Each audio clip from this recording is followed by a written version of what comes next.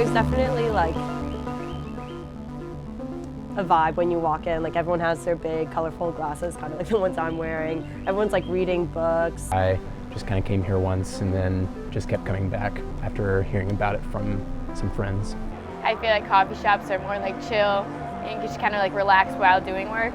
I like that it draws people who actually have an interest in like coffee and community rather than just kind of a job to go to.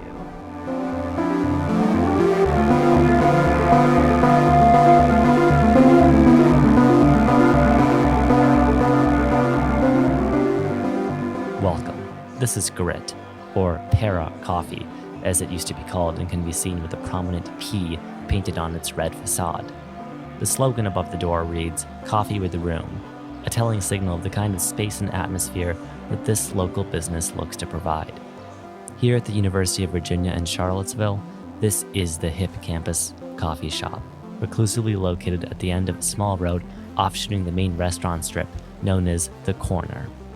It's situated directly across the Starbucks, ironically enough, the brand name when it comes to coffee on a corporate scale.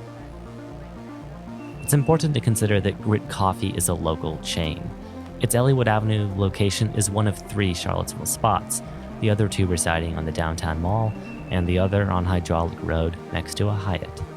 This location, however, feels different from the rest, and that's largely because it borders a college campus.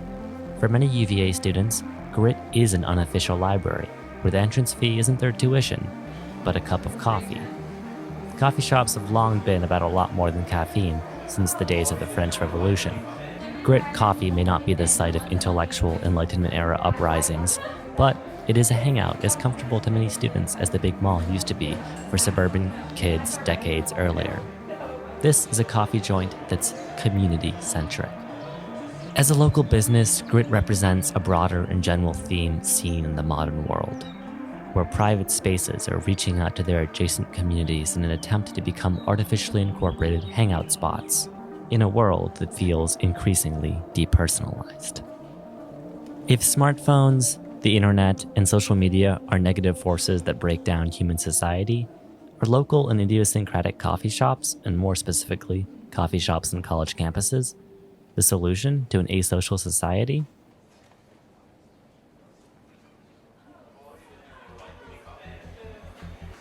Grit Coffee truly is what Ray Oldenburg, the academic, might call a third place, and that can be seen when analyzing the author's criteria for what such a term entails. First of all, it represents neutral ground. As a site that's adjacent to UVA while being a private business on the corner of its own, Grit is a peripheral location. Unlike cafes in Charlottesville's downtown mall, it's readily accessible and walkable for many UVA students and professors alike. As a cafe that's not technically on UVA grounds, unlike the recent Starbucks that's opened at Newcomb, well, Grit's accessible for Charlottesville locals and for visitors as well. Something else important to consider about third spaces is their capacity to be levelers, equalizing social dynamics and hierarchies. Professors, graduate students, undergraduates, and visiting alumni or Charlottesville locals passing by are all the same here. That's because there's no ID cards, classroom hierarchy, or even the boundaries found at UVA's other libraries, such as Alderman, which is more focused for liberal arts students, or Fisk-Kimball being the domain of art students. At Grit, everyone is a customer, and many of the employees are also students themselves, forming and maintaining relationships with everyone who orders regularly. Conversation is also welcome at Grit, much more so than in a hushed library. That conversation is also a big characteristic of the space. Part of that's due to the atmosphere of Elliowood Avenue as a whole. The small street is open to frequent interactions, both planned and unplanned. When looking at the first floor of Grit in particular, it's clear that the street practically spills onto the lobby, with ambient volume that's similar to the outdoors. Upstairs, things are a tad quieter, but it's still very normal to see friends sharing tables or a couch and just speaking with indoor voices. Even for those who don't participate in conversation, having the ambient activity around them provides a comfortable, more lively study environment. Oldenburg also emphasized the role of accessible accommodations in making third places a viable option for the common man. Yes, Grit is a business and therefore it's expected that customers pay to hang out inside, but it's not uncommon to see people having casual conversation, sans coffee, on the outside porch of Grit or its neighbor on Elleywood, Haxeville. Even inside, a $5 chai seems to be reasonable enough as a price for many students to justify spending a few hours of study time in a pleasant atmosphere. And thanks to the character of Elleywood Avenue, you'll see people get to Grit on foot, by moped, scooter, and occasionally even by car if they're up for spending a parking fee nearby. That said, first-year UVA students residing on the other side of campus do seem to be less common here, whereas older students closer to the center of social activity at UVA are much more comfortable getting to Grit. Many of these older students comprise Grit's regulars due to their access to easy transport and typically higher food budget. Even during the somewhat brief period of filming, I could expect to see my interview subjects and other familiar faces with every visit I made to Grit. It wasn't unusual for one of the baristas to even recognize me by name, as I noticed the same familiarity extended to a lot of other customers in line with me. Oldenburg argued that regulars anchored a third place and made it distinct from the more ephemeral, constantly spinning mechanical nature of the rest of modern life. Well, compared to many other spots at UVA like Alderman or Clemens, Grit is small and it does feel familiar. It would be difficult to go here regularly and not start to feel a sense of community and familiarity. The intimacy and smallness of Grit is actually made possible by its low profile. Elleywood Avenue isn't like the rest of the corner. It's small and it's cutesy. Maybe it's even easy to miss if you're in a hurry. By being located at the end of the street, Grit manages to seem even more secluded. Many of my first-year friends hadn't even heard of Grit, yet among architecture students and older students, the name rung a few more bells. Once people did know about Grit, it quickly became familiar in their minds, but until then, it might as well not have existed. Compared to the practically ubiquitous and unavoidable presence of the white and green mermaid on campus, Grit, well, it might as well be an open secret. One of Oldenburg's most interesting qualifications for defining a third place is what he calls a playful mood. Being low profile doesn't mean Grit is without personality, even on its exterior. Consider the embellished P, calling back to its original name of Para Coffee, the vibrancy of the red paint, and the contrast of its barn-like appearance amidst a university that's heralded for actually being a model of neoclassical architecture. This stands out. Even inside, details like the Wi-Fi password, seasonal greetings, and playful in-jokes are all represented in chalk against blackboard walls in bright color. Compared to a stark IKEA prefabricated layout you might find in the Starbucks, Grit's interior is rustic, worn, and full of personality. Oldenburg's last qualification for a third place is the feeling of being a home away from home. Like a home, a third place should feel comfortable, and as a space, it should work to regenerate and restore its inhabitants through a wholesome aesthetic experience. Excusing the abstract, high-minded language, it's easy to actually see that at Grit. That's because Grit's playful, and its familiarity also plays into that. It feels organic, and it feels lived in. The furniture is worn, the face is familiar, and the coffee is even advertised as being brewed in-house. The hip sounds of Novo alternative stars like Casey Musgraves play not through an industrial sound system, but rather a couple of Sonos speakers likely hooked up to a barista's Spotify playlist. Everything is personal. The second floor is even designed to feel like a home library, with its modest furniture and publicly available books laid out in a casual fashion. For college students tired of being cooped up in depersonalizing dorms, perhaps this space really does feel like a home away from home. I mentioned earlier that Grit is not the place that appeals to every UVA student. To be more specific on that point, Grit at times feels like a counterculture hub at UVA. Part of that might be its physical location on Elleywood Avenue, secluded away from the raucous party hubs of Boylan or the Virginian, yet close enough to iconic spots like Croze Pizza as to still be integrated into university life in general. Grit's also a short walk away from the university's School of Architecture, whose students tend to have vastly different values and priorities than the average UVA undergraduate. By being situated so close to Campbell Hall, the site of U of A's architecture school, an artsier focus, well, it just makes sense. Arts Grounds has no Starbucks, and for these students, a walk to the corner is a matter of minutes. For some students, hanging out at Grit isn't just a way to express themselves being artsy, but also a matter of feeling comfortable being around other artsy students. How long have you been going Grit? I started going to Grit probably second year when I started living on the corner. First year, it's kind of out of the way, so second through fourth. Well, I've started to get to know some of the employees here, some of the other regulars here. And also it's just a great location. There's a lot of outdoor seating. There's plenty of seating inside as well for days when it's not as beautiful as this. And what attracts you to Grit Coffee over, say, like the Starbucks that are on grounds now? It's more like homey, you know, and I like the outside sitting. Starbucks doesn't have that.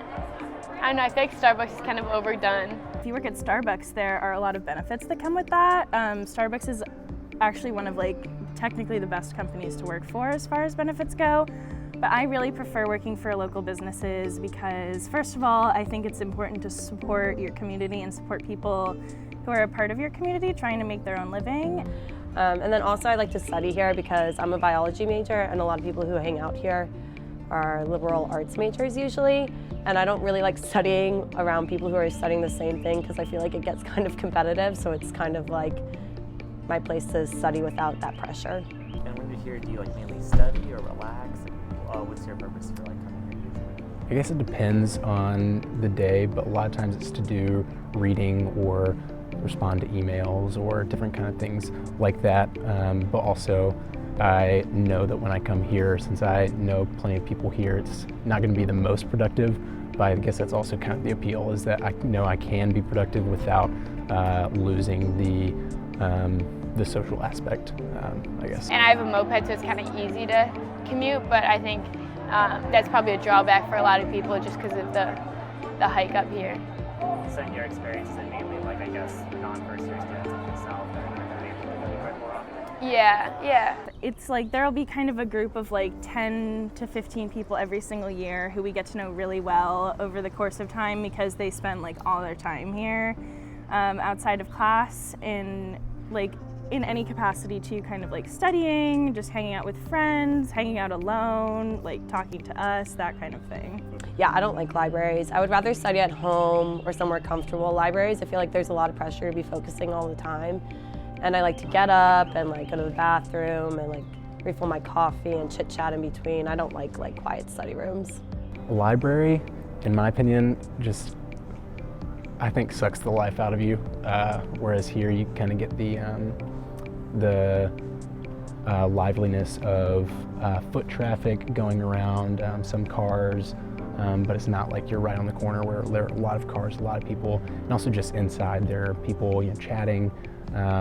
Whereas in a library, I just feel like it's an expectation that you are investing all your energy into a book. I'd say also it's you can it's less busy, but you can still talk. So you can get work done if you're trying to get studying done, but then if you need help from a friend, it's not like a library where you can't really talk.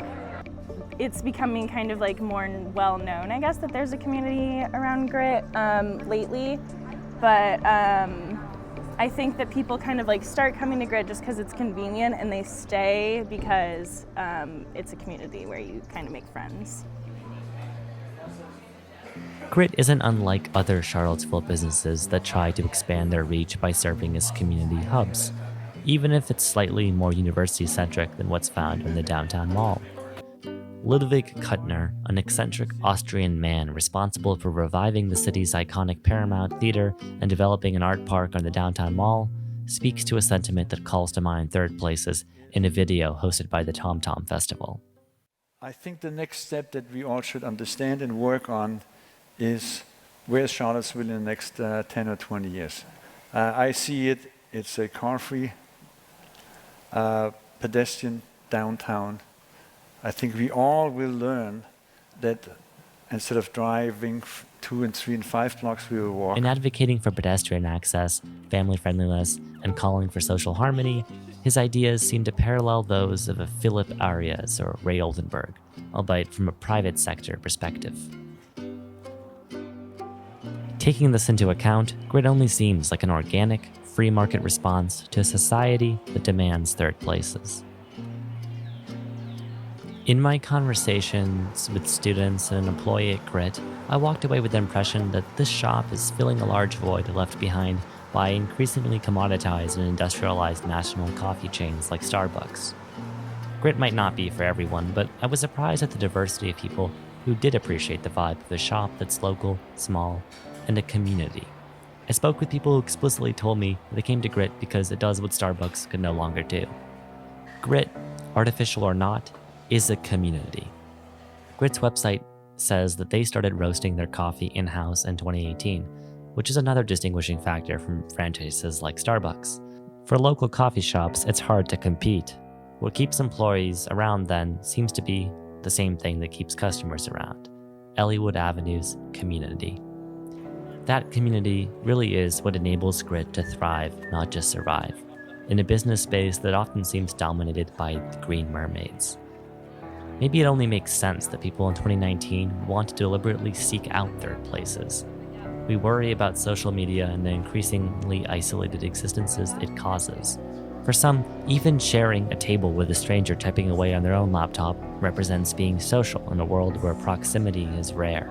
Group projects and loud voices may not be Grit's forte, but hushed conversations among friends and the ambient environment of casual intimacy give many all the respite they need from a world that sometimes seems to consist of either massive libraries or microcosmic worlds contained in tiny pocket computers.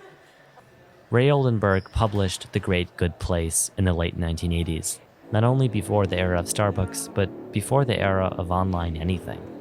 Grit Coffee isn't entirely unique as a hip campus coffee shop, but its idiosyncratic culture is likely an indicator of the kind of environment only a college campus can provide in modern times, one where locals can walk between social spaces on foot. Oldenburg's colleague, Philip Arias, bemoaned America's cultural death by way of the automobile. With few cars, a lot of foot traffic, and a community of its own, Grit Coffee represents the kind of third place that is uniquely situated to existing in a college town. What students at Grit have been calling studying is what academics like Oldenburg and Arias might rejoice to describe as true interactivity. They might not like the idea that everyone is occupied on individual devices for a large part of the time, but it's hard to deny that having such an eclectic group of students, professors, and locals alike sitting in close proximity to each other over some caffeine, well, that's seemingly better as a place to be than the social media dystopia that some modern critics fear we already live in. Oldenburg and academics of his ilk were idealists and fundamentally optimists in the tradition of thought leaders like John Dewey. They believed that good would come out only of promoting a social human nature, but their ideas weren't exactly embraced when originally published. Similar to minds in fiction like Don DeLeo, who wrote the technology-centric White Noise in 1984, the values preached by Oldenburg might be seen as prescient only now that we have come to truly appreciate them. DeLeo's fiction, similarly, seems like it predicted the internet before anyone else could, and Oldenburg's concept seems similarly out of place in the 90s when he published The Great Good Place. Today, the old man might just feel somewhat vindicated.